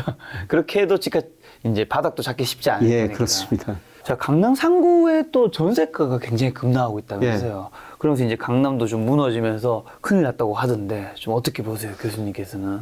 강남 상구 전세가율이 보니까 평균 한 52% 정도 되더라고요. 네. 그러니까 집값에 비해서 전세 가격이 한 50% 정도 그렇죠. 준다는 거죠. 물론 이것보다 낮은 적이 2009년에 한 번 있었어요. 그리고 지금 그 이후로 최저치 기록했는데요. 네. 그런데 아직도 더 떨어질 것 같습니다. 왜냐하면 이 큰 추세가 사람들이 전세로 살다가 월세로 전환하는 맞아. 전세 비율은 계속 줄어들고 월세 비율이 거의 이제 비슷하게 가고 있더라고요. 전월세 비율이 거의 가고 있고요. 강남에 내년, 내후년에 새로 그 완공되는 아파트가 굉장히 많더라고요. 있죠. 네, 지역 이름은 잊어버렸는데 내년에 어디 6천 가구, 그다음에 내후년에도 뭐 12,000 가구가 이렇게 공급된다.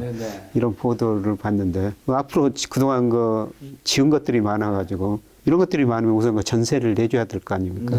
네, 그래서 전세 가격은 더 떨어질 수밖에 없다. 그래서 요새 그 역월세라는 단어도 나오더라고요. 역월세라는 단어 혹시 들어보셨어요? 역월세는 뭔가 역전세는 많이 들었는데. 역월세가 뭐냐면요. 예를 들어서 서울 지금 평균 전세 가격이 한 5억 2천 정도 되더라고요. KB 국민은행 기준입니다. 네, 그런데 전세 가격이 5억에서 4억으로 떨어졌다면은 전세를 내주신 분이 1억을 돌려줘야 되잖아요. 근데 1억 돌려줄 돈이 없습니다. 그걸 월세를 주는군요. 그렇죠. 그 은행 이자만큼 여기 좀 살면 안 될까? 한 달에 40-50만 원씩. 그게 역월세라는 겁니다. 이런 일도 벌어지는군요. 네, 그래서 과거에는 상상할 수 없는 일이 벌어지는데요. 네, 그만큼 전세 제도가 서서히 사라지고 월세 제도로 가는 것이다. 네, 사실 그 젊은 분들 입장에서는 전세 살려면 그래도 평균 전세가가 5억이니까 5억이라는 돈이 굉장히 큰 돈이거든요. 예, 그 돈을 부모님이 주지 않으면 어떻게 그 5억을 쉽게 모으겠습니까? 예, 결국 월세로 갈 수밖에 없다. 이런 상황입니다. 근데 강남 같은 경우는 예를 들면 이제 전세 가격이 뚝뚝 떨어지는데 거기 강남은 사실 집값 자체가 워낙 크잖아요. 집주인이 그거를 못 돌려주는 경우들이 생길 거란 말이죠. 그런 것들이 금매로 나오거나 경매로 나오거나 좀 이런 게 좀 파장이 좀 있지 않을까요? 그렇죠. 부자들은 그냥 살면 되니까요. 그냥 살면 될 텐데 말씀하신 것처럼 일부 그렇게 급한 분들이 있거든요. 예, 그분들은 금매로 내놓을 수밖에 없죠. 그러니까 그게 또 다른 도미노처럼. 그렇죠. 그걸 금매로 내놨다면은 그게 실거래 가격이니까 그거로 가격이 찍혀버리는 거죠. 네, 전에 뭐 굉장히 비싼 가격으로 찍혔지 않습니까? 위로 계속 찍어. 그거 거래 별로 안 된 거예요. 하나가 그렇게 가격을 찍어버린 거죠. 이번에 그럼 이제 밑으로 찍어버리면. 예. 그러면은 이제 사람들이 야, 이 가격에 거래가 됐는데 나도 이보다 비싼 가격에 안 살려고 그러지 않습니까? 그래서 그 가격이 거래가 되는 거죠. 올해 혹시 부동산 시장 하락을 더 가속화시킬 수 있는 위험 신호는 또 있을까요? 뭐 경기 침체죠. 예. 금리는 더 떨어질 텐데요. 지금 금리는 대출 금리 떨어지고 있거든요. 예, 특히 그 주택 담보 대출 금리가요. 예, 한국은행에서 은행 통계 받아가지고 매월 가중 평균 금리라고 발표하는데 작년 10월이 정점이었어요. 11월, 12월 떨어지고 있거든요. 약 0.2%포인트, 4.8에서 4.6으로 떨어졌어요. 금리는 더 떨어질 겁니다. 근데 금리가 떨어진다고 해가지고 집값이 올라간다는 거 아니죠. 아까 말씀드렸지만 집값을 결정하는 게 단기는 금리지만은 장기적으로 경기라는 겁니다. 네, 그래서 경기 침체가 예상보다 더 심화돼 버리면은 뭐 사람들이 집을 살 돈이 없고 수요가 더 줄어들죠. 네, 그리고 작년에 그 집값이 많이 올라서 통계청 통계 보니까요, 103만 명이 집을 샀다는 겁니다. 고점 무렵에서. 근데 그분들은 금융에서 돈을 많이 빌렸을 거 아니에요. 심지어는 영끌 같은 단어들이 나오지 않았습니까? 그분들이 이자 상환 능력이 없다면은, 원리금 상환 능력이 없다면은, 물론 견디면 됩니다만, 경기가 좋아가지고 직장 들어가지고 연봉 많이 받고 월급 오르면 그 원리금 상환을 할 수가 있거든요. 근데 이게 경기가 나빠지면은 월급도 안 오르고 일자리도 없어질 수가 있다는 거죠. 그러면 집을 내놓을 수밖에 없는 이런 상황이 될 수도 있는 것입니다. 근데 부동산 투자하시는 분들 제가 주변에 좀 있어서 여쭤보니까 그런 분들은 연준이 이제 금리를 이제 급하게 많이 올려서 이제 대한민국 주식시장도 부동산 시장에 영향을 많이 받았는데 어쨌든 연준이 지금 금리 인하도 이제 할 수도 있고 하반기에 어느 정도 지금 어쨌든 올해 멈출 거라고 생각한 건 대부분 그렇게 확신을 하시잖아요. 그런 상황에서 지금 또 잠실 같은데 송파 같은 데는 집값이 약간의 꿈틀꿈틀 반등도 하고 있는 거 보면 이제는 좀 바닥을 좀 다지고 하반기에는 좀 그림이 달라질 수 있다. 이런 얘기하는 분이 조금씩 생기더라고요. 어떻게 보세요, 교수님은? 예, 저는 뭐 규제 하나 한다고 그러니까 뭐 하락 과정에서 일시적인 반등입니다. 뭐 이렇게 아까 산 이야기였습니다. 우리가 등산 하산하는데 이렇게 작은 언덕은 중간중간 있거든요. 예, 저는 뭐 그런 언덕 정도라 생각하고 있고요. 큰 흐름은 아직도 지역에 관계없이 하락 추세다. 예, 그리고 서울 강남 상구는 그렇게 많이 올랐는데 이제 고점에서 3, 4% 떨어진 거예요. 이거 별로 떨어진 것도 아닙니다. 지수로 보면은. 예. 그러면 이제 이 책에 보면 미국의 주택 시장이 아직 거품이 남아 있다고 말씀해 주셨는데 한국 주택 시장을 정확히 보려면 아까 말씀하신 그런 지표들을 보면 되는 걸까요? 예, 한국 지표를 볼 때 저는 세 가지를 보거든요. 네. 물가에 비해서 얼마나 올랐는가, 네. 실질 가격이죠. 예, 그 다음에 아까 말씀드린 PIR, 그 다음에 미국이나 우리나라 그 상대적으로 렌트에 비해서 집값이 얼마나 올랐는가. 이걸 가급, 이게 렌트에 비해서 집값, 이거 지수를 구하면은 늘 장기 평균에 접근해 가거든요. 근데 미국이나 우리나라는 장기 평균에 비해서 20, 30% 아직도 가대평가됐습니다.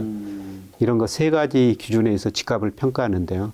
제가 보기에는 아직도 미국이나 우리나라 상당히 지금 고평가 영역에 있습니다. 그럼 아까 교수님 말씀해 주신 일부 지역의 일부 아파트 예. 하락이 30%, 심한 곳은 50%까지 떨어진 곳 있다고 예. 해주셨는데 그런 곳은 충분히 가격에 많이 반영되었을 수 있으니까 예. 그런 곳을 사는 거는 괜찮을까 아니면 아니다. 이 대세라는 게 있다.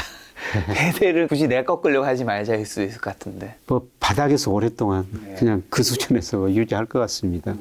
네, 그런데 저는 뭐 부동산 전문가 아닙니다만 부동산 전문가들이 늘 하는 게 부동산 가격은 첫째, 둘째, 셋째도 위치다. 아, 그렇죠. 위치가 좋은 거는 예, 입지. 차별화돼서 올라갈 거라는 거죠. 앞으로 그런 현상이 계속 발생할 거라는 겁니다. 뭐 저희 부부는 그냥 공기 좋은 곳만 찾아다니거든요. 그때 강화도 얘기해 네, 주셨던 강화도도 뭐 지금 오랫동안 거기다 집 지어가지고 살고 있고요. 뭐 서울에 살면서도 주변에 좀 공원 같은 데 많이 있고 그냥 외곽도시 뭐 중심이 아니라 네, 그냥 아파트가 나무 많은데 그런데 근데 사실 살기는 훨씬 좋을 것 같아요. 살기는 좋은데 가격은 별로 안 오르죠.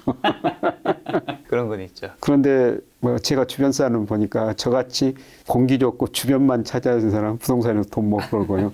계속 핵심으로 들어간 사람들 돈 빌려가지고 핵심으로 들어간 분들. 주거와 투자도 약간 구분되는 건 좀 필요한 것 같다는 예, 생각이 예. 좀 들더라고요. 예, 예. 그런데 과연 뭐가 행복인지는 저도 잘 모르겠는데요. 네. 뭐 저는 이렇게 살면서 제가 행복이라고 생각하니까요. 근데 요즘에 정부 정책도 이제 옛날엔 똘똘한 채였다면 이제 2주택까지는 허용하는 분위기니까. 조만간 3주택까지도 활용할 것 같습니다.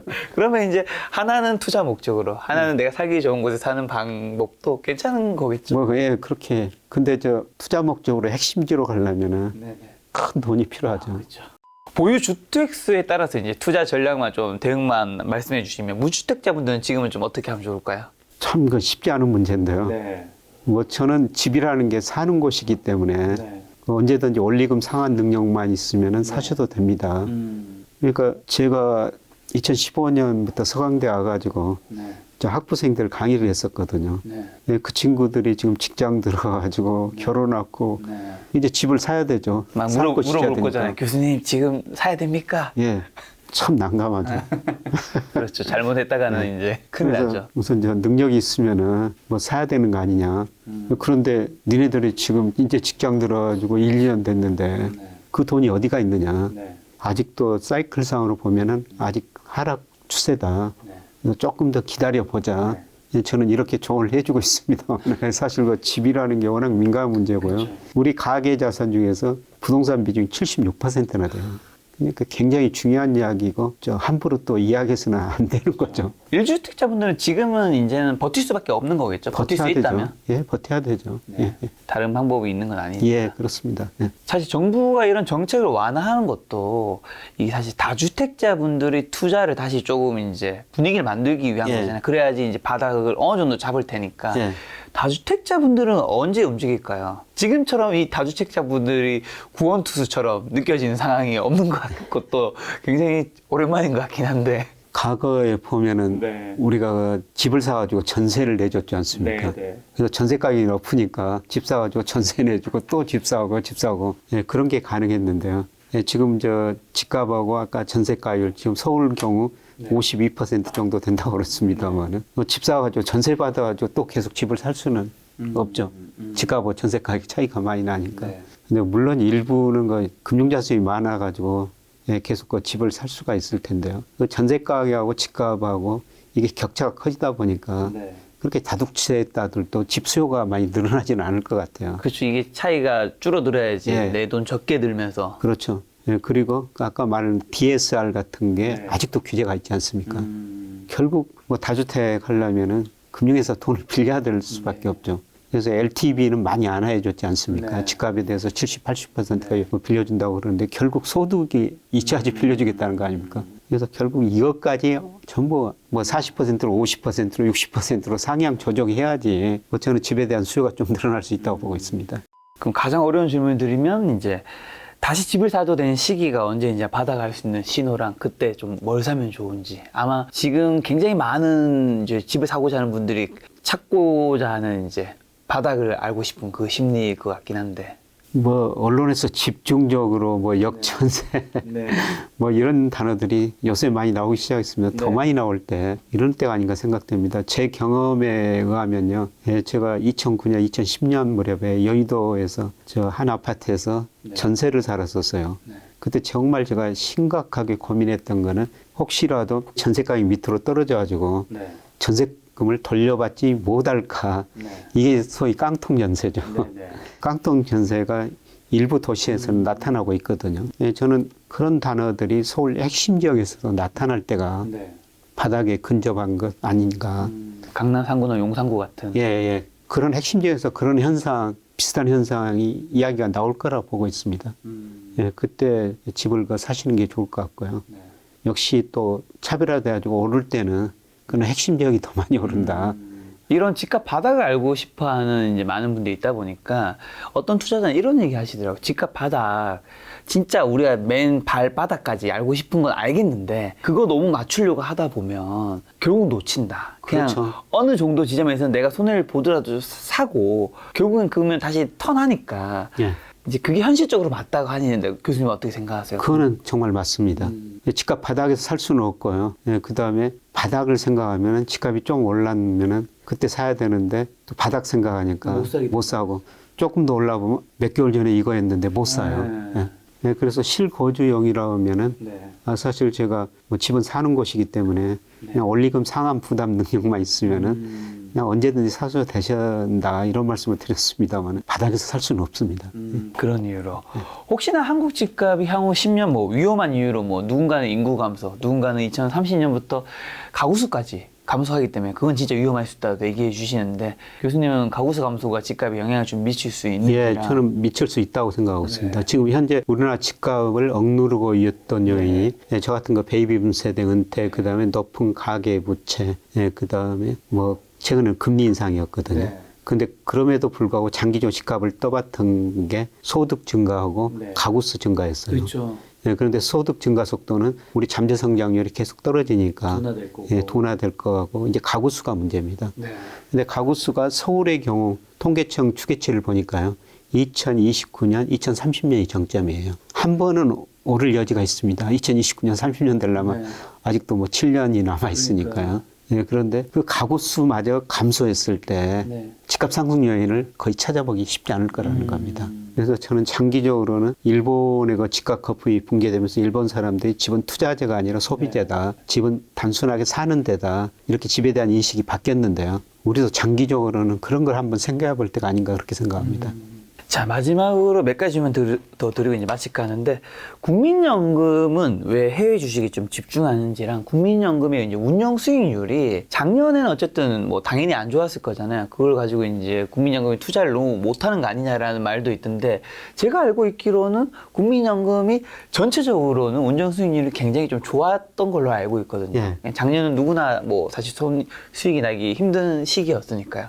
좀 어떻게 봐야 될까요? 우선 작년에는 통계가 발표 안 됐는데요. 마이너스 7에서 9% 사이일 것 같습니다. 네. 예, 그런데 국민연금 장기 수익률 보니까요. 2000년에서 2021년, 22년 동안 연평균 수익률이 6.4%였습니다. 네.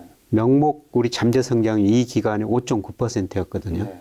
그러니까 우리 명목 성장률보다 조금 높은 성장률을 내고 있고요. 네, 그런데 주식 부분에서는 연평균 수익률이 거의 10%입니다. 근데 주식뿐만 아니라 채권도 거의 절반 정도 투자하니까 네. 채권선에서는 이렇게 수익률 높은 낼 수가 없거든요. 네, 그래서 평균적으로 6.4%라면은 그렇게 나쁜 건 아닙니다. 예, 그런데 2023년 올해부터 2027년까지는 예, 목표 수익률을 5.4%로 잡아놨거든요. 예, 그거는 앞으로 우리 잠재 성장률이 그만큼 떨어진다는 거죠. 그래서 명목 기준은 3, 4%일 텐데요. 네. 5.4%에 저는 이게 달성하기 쉽지 않은 수익률이라고 보고 있습니다. 네. 예. 그래서 국민연금이 결국 그 해외 투자를 늘릴 수밖에 없는데요. 특히 해외 주식 비중을 많이 늘리고 있죠. 그래서 작년에 보니까 목표치가 27%였는데 실제로는 아직 발표 안 했거든요. 올해 목표치가 해외 주식 비중이 30.3%예요. 국내 주식 비중 한 16%로 줄이고요. 그래서 국민연금이 왜 해외 주식 투자를 많이 하느냐? 뭐 그거는 국내 주식시장이 좀 협소하다는 거죠. 국민연금이 거의 190조 원이 넘는 금융자산을 운영하고 있는데요. 뭐 그 일부는 채권사지만은 그것 가지고 국내 주식만 많이 사면은 나중에 팔아야 되는데 팔 수 없는 상황이 될 수도 있고요. 그래서 해외 주식 투자를 할 수밖에 없는 상황입니다.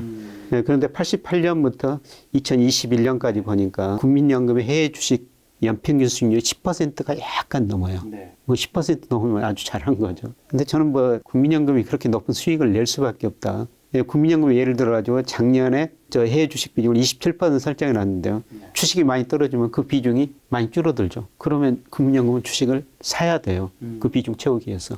그런데 중요한 거는 살 돈이 계속 들어오고 있다는 거죠. 그래서 싸게 사고, 그래서 목표 비중이 27%인데 주가가 많이 올라서 30% 올랐다 해외 주식 비중이. 그러면 줄여야 되는 거죠. 그러면 이제 팔고. 비쌀 때 팔고, 수익 실현하고. 쌀 때 사고.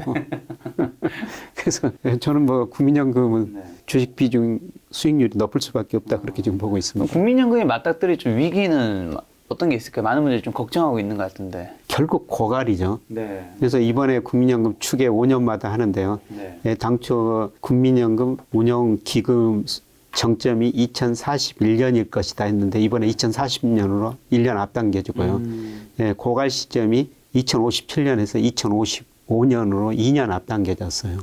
이렇게 앞당겨진 거는 뭐 수익률이 과거보다 경제 성장을 낮으니까 낮을 수밖에 없고, 그 다음에 인구 고령화가 생각보다 5년 전에 추구한 것보다 더 빨리 된다는 거죠. 그래서 받을 사람 많고 낼 사람은 줄어드니까 결국 고갈 시점이 이렇게 빨라질 수밖에 없는데요. 그래서 지금 개혁 논의가 되고 있죠. 결국은 국민연금 이율을 올릴 수밖에 없는 상황인 것 같아요. 그래서 지금 우리가 월급 받으면은 9%를 내거든요. 4.5%는 자기가 내고 4.5%는 회사에서 내주는 겁니다. 9% 내주는데 이거를 순차적으로 지금 한 15%까지 올려야 된다. 그리고 국민연금이 출생연도에 따라 다르지만은 뭐 62세, 65세 이렇게 받는 연령이 이거 정해져 있거든요. 그런데 이거를 더 올리자. 근데 저는 뭐 2년 전부터 받으라고 그랬는데요. 지금 뭐 제가 좀 용돈을 벌기 때문에 아직 안 받고 계세요. 2년 연장해 놨어요. 근데 올해 5월부터 2년 연장된 기간이 끝나가지고 받을 생각입니다. 늦게 받으면 늦게 받을수록 연 11%씩 더 줘요. 더 준다고. 그리고 물가 상승률만큼 또 올려줍니다. 그러니까 작년에 우리 소비자 물가가 5.1% 올랐지 않습니까? 그래서 연금을 올해 5.1% 올려주는 거예요. 근데 작년에 국민연금 수익률은 뭐 마이너스 7에서 한 9% 사이일 텐데 좀 5% 주려면 물가 상승만큼 더 주려면은 적자가 더 빨라질 수. 받는 분 입장에서는 가능하다면 늦게 받으면 받을수록 좀 좋기는 하겠네요. 예, 그렇죠. 근데 그게 이제 수명이에요. 오래 살면은 더 많이 받는데. 그렇죠. 빨리 죽어버리면은 그건 또 뭐 알 수가 없는 미지의 영역이기 때문에. 그럼 이제 우리 노후 대비가 국민연금과 저축 이런 걸로는 충분하지 않으니까 사실 우리가 이런 걱정하는 거겠죠? 그렇죠. 제가 88년부터 국민연금 가입했는데요. 지금 200만 원이 안 돼요. 이번에 받아봐서 뭐 2년 연장해 놨으니까 뭐 11% 물가상승 올라가지고 좀 더 올라갔습니다만은. 물론 생활 수준에 따라 다르겠습니다만은. 제가 88년 생길 때부터 가입했는데 한 200만 원 받는다면은 뭐 저 같은 사람이 그렇게 많지는 또 않을 수가 있거든요. 또 교수님 고연봉자이셨잖아요. 그럼 국민연금 아무래도 많이 납입하지 않나요? 조금 더 냈죠. 그럼 아무래도 나올 때, 그게 돌아올 때 좀 더 많이 받지 않나요? 뭐 200만 원 이러면 정말 큰 돈이죠. 큰 돈인데 그것 가지고 지금처럼 쓰고 살 수는 없다는 겁니다. 그렇죠. 그래서 제가 58년 기티인데 제 또래들, 제 선배들 다 은퇴했어요. 근데 뭐 연금 생활을 좀 해야 되죠. 평소 모은 돈이 없는 분들은. 그러다 보니까 사람 만나는 기회가 많이 줄어든다는 겁니다. 어디 다 돈이니까. 어디 결혼식에도 덜 갈 수밖에 없고 경조사 이런 데 덜 참여할 수가 없고 친구 모임도 덜 갈 수밖에 없다는 겁니다. 자, 그러면 이런 노후 빈곤이라든가 노후 파산 문제가 앞으로 우리 사회에 이제 곧 당면한 문제일 텐데 이런 거를 좀 해결하려면 어떻게 해야 될까요? 그 개인은? 주식 투자로 돈을 벌어야 되죠. 그래서 저는 저 로버트 실러 교수라고 예일대 네. 교수 있지 않습니까? 이분이 그 금융민주주의란 단어를 쓰고도 있거든요. 네. 이 금융민주주의가 뭐냐면은 금융으로 모든 국민이 부자가 돼야 된다는 겁니다. 뭐 쉽지 않은 일인데요. 네. 예, 그러기 위해서는 이분이 그 다양한 네. 금융 하부 기조, 그다음에 금융에 대한 정확한 정보 인식을 어떤 공공단체나 어떤 데서 제공해 줘야 된다는 거죠. 네. 그러게 되면 금융으로 부가를 늘릴 수가 있다는 거죠. 사실 미국 저 가계 금융 자산이요 한 118조 정도 돼요. 그걸 어디서 그렇게 늘렸겠어요? 주식에서 늘린 거예요. 주식에서. 네. 예, 가계도 주식 비중이 50% 넘고. 예, 그런데 저는 어쩔 수 없이 금리 장기적으로 더 떨어질 거라고 생각하고 있고요. 우리가 주식 투자할 수밖에 없다. 예, 그런데 지금 주가가 저평가 영역에 들어섰다. 이런 식의 우리가 주식시장에 더 관심을 가져야 되고요. 예, 결국 우리가 주식으로 부를 늘려가지고 노후를 대비해야 된다. 예, 그런데 뭐 최근에 2000년, 2001년에 많은 분들이 주식시장 참여해가지고 지금 많은 손실을 입었지 않습니까? 네. 그런 분들이 제가 이렇게 주식에서 부를 늘리자 이런 말씀을 드리면은 참 무슨 말을 하느냐 이렇게 생각하실지도 모르는데요. 예, 결국 우리가 근로소득으로 부를 늘리기는 그렇게 쉽지 않고요. 맞습니다. 예, 그다음에 장기적으로 금리도 더 떨어질 거고 네. 예, 결국 그 주식을 할 수밖에 없다는 겁니다. 마침 그 주가가 이렇게 저평가돼 있기 때문에 네. 예, 금융 민주주의를 할 수 있는 뭐 좋은 기회가 되고요. 이런 의미에서 사실 김 작가 TV 네. 이거 정말 많은 분들이 보시지 않습니까? 네네, 아이, 감사할 따름입니다. 금융에 대한 보다 정확한 정보, 자산 배분 이런 것들을 많이 전달해 주셔가지고 우리 국민 모두가 금융 민주주의를 실현했으면 그럼 1억으로 노후를 위해서 자산 배분 말씀하시는 건 어느 정도 어떻게 하면 될까요? 연령에 따라 다르지만요. 네. 네, 저는 뭐 젊은 분들 같으면 60% 이상을 주식해야 된다고 생각합니다. 네. 물론 업종에 따라 다르고 종목에 따라 다르지만요. 우리 저 코스피 연평균 상승률이 명목 GDP 성장률보다는 1 내지 2%포인트 높거든요. 네. 그러니까 우리 명목 GDP가 마이너스 일본식으로 마이너스는 아직 아니라는 겁니다. 최소한 뭐 10년 정도는 저는 마이너스는 아니라고 생각해요. 예, 그러면 주가도 꾸준히 우상향할 것이다. 예, 그런데 뭐 주가라는 거는 보면은 오랫동안 정체됐다가 또 어느 한 해에 이렇게 팍 올라 버리거든요. 네. 그러니까요. 2020년 상반기에 확 올라 버렸지 않습니까? 그래서 사실 그때 주식을 안 가지고 계신 분들은 별로 이익을 못 보죠. 그러니까 꾸준히 가지고 계셔야 된다는 겁니다. 예, 그런 시기가 오니까요. 네. 예. 지금 말씀하신 대로 이제 증시가 오르면서 원금을 회복하게 되면 투자자분들이 이제 진절머리 나는 주식시장 이제 떠나야겠다라고 생각하시는 분들 점차 많더라고요. 그런 분들한테 하고 싶은 이야기랑 또 오늘 이제 오랜만에 나오셨는데 김 작가 TV 시청자분들에게 마지막으로 하시고 싶은 말씀이 있다면. 저는 뭐 원금 회복되려면 삼성전자 예를 들어서 9만 원 되려면 조금 더 많은 시간이 필요해요. 네. 올해도 힘들 겁니다. 네. 아마 내년 내후년에나 9만 원 넘을 텐데 결국은 넘는다는 것입니다. 예, 그리고 기다리시는 게 좋고요. 예, 그리고 앞으로 저는 5년 지나면 또 금리가 1 내지 2%로 떨어질 거라고 보고 있어요. 예, 그래서 우리가 주식 투자는 필수다. 이런 말씀을 드리고 싶고, 예, 그리고 반복으로 말씀드리겠습니다만은 우리가 저 금융 민주주의를 실현할 수 있는 기회다. 네. 예, 지금 주가가 저평가되어 있기 때문에요. 이럴 때는 좀 멀리 내다보고 예, 꾸준히 우리 저 김 작가 TV 같은 이렇게 좋은 분들 많이 모셔가지고 말씀을 하시는데요. 예, 그런 분들 기담아 말씀 드리시고 예, 결국은 자기가 판단해야 되거든요. 네. 예, 그러려면은 하나 자기 나름대로 공부하셔가지고 일정 그 기준 같은 거 마련해 놓으시고 예, 그렇게 되면은 예, 저는 주식시장에서 뭐 부를 충분히 늘릴 수 있다고 생각하고 있습니다. 사실 저도 농담 반 진담 반입니다만 그 오렌 버핏이 만 65세 이후에 그 이전에도 돈을 많이 벌었지만 이후에 돈 늘어나는 속도가 굉장히 빨라졌더라고요. 예, 제가 올해 만 65세예요. 그래서 예, 저도 올해부터 뭐 주식시장에 더 적극적으로 참여하고 있습니다. 알겠습니다. 교수님 얼마 전에 출간하신 이제 거대한 변화, 빅 웨이브 요 책 좀 보신다면 여러분들이 투자에 훨씬 더 큰 도움이 되지 않을까 생각이 들었습니다. 오늘 만난 교수님은 김유혁 교수님이었습니다. 지금까지 여러분 소중한 시간을 함께 해주셔서 정말 감사합니다. 오늘도 김 작가였습니다. 고생 많으셨습니다. 네, 고맙습니다.